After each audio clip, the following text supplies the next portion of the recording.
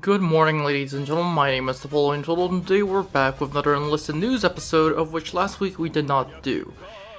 Hence, this week we're going to be covering a little bit of last week, which isn't really much, but without further ado, let's get started because today's we have a lot. For example, we have the Titan event, we have tank stabilizers, we have paratroopers, firestorm in Normandy and Berlin, Battle of Königsberg, and the Ompolits for specialists. But that said, let's get started. The first thing we have is the Titan's Rise open beta test.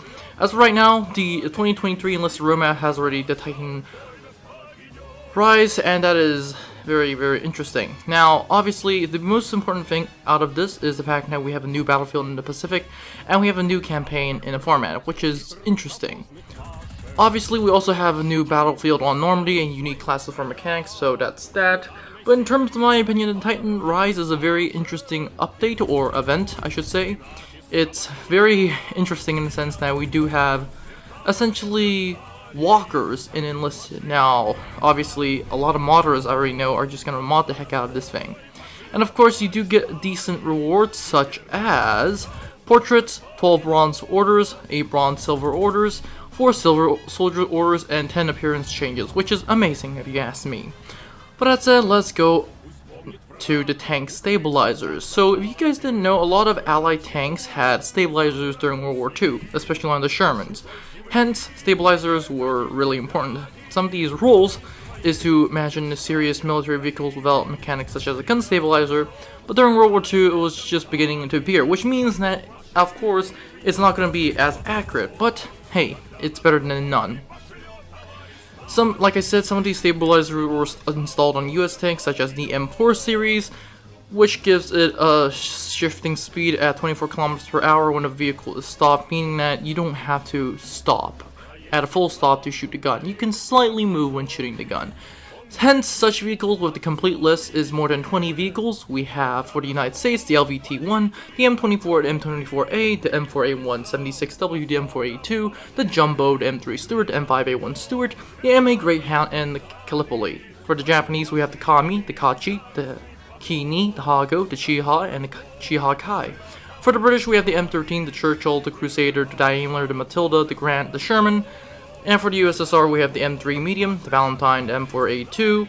And for the Germans, we have the Panzer II-C and the Panzer 38T. But that said, let's move on to the next subject, which is quite interesting, very interesting, to the fact that I will be doing 2 videos tomorrow about this subject, which is paratroopers. These trained soldiers were assigned to the most crucial and complex operations, rear divisions, and enemy defense sabotage. Whenever and wherever, Enlisted will get a new class for universal soldiers, which try to handle any infantry present on the appear to suggest any battle point, aka you can land them anywhere. The crucial thing about this is that when landing on your own point from the soldier's respawn video, paratroopers will also select a landing point in the combat zone, where after confirmation the transfer plane will immediately fly to, and when you're already inside, landing will automatically when you reach the specific point. Or you can do it under your order unscheduled, meaning you can land wherever you want. Soldiers in the squad is initially armed with a light assault weapon. For the Americans, that is basically an assault rifle such as the Thompson, which, okay, it's SMG. And for the Germans, you can basically arm them with assault rifles, such as STG-44 or even worse, the MP-40.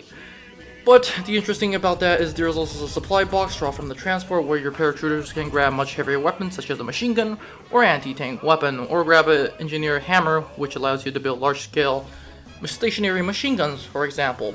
Premium soldiers of the new class will be waiting for you in the pre-order bundle. These are going to be the 2 United States and German squads. Of course, you're also going to be bringing a premium bundle, which is also the portrait and the nickname bundle, and from what I've been seeing in game, a lot of people have already gotten this.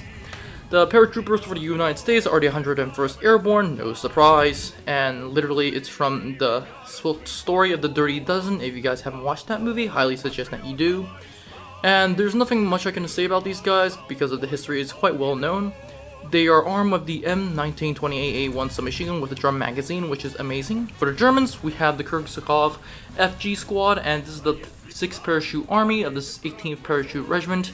of which some of the last German soldiers to be trained in parachute jumps at Normandy, which is quite interesting considering the fact that these were almost never used on Normandy as paratroopers. These were used as elite infantry during the Battle of Normandy, which is no surprise because the Germans did that after Crete. Well, mainly after Crete. The last known German mass operation in terms of paratroops was at the Siege of Leningrad. Well, not even at the Siege of Leningrad, but on the outskirts.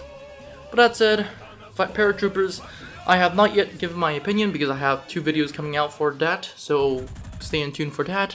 And next thing we have is Firestorm in Moscow and Berlin. This is basically just bringing the amulet into these campaigns, and that's that. There's nothing much I can talk about because I want to keep this video short and you guys shouldn't be bored at this point.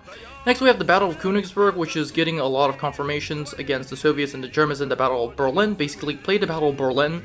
For 2 battles per day in the Battle of Berlin, you get 5x silver order weapons. For every 2 wins on the Allied side, you get 3x soldier upgrades and 3x soldier upgrades for the Axis side of Berlin.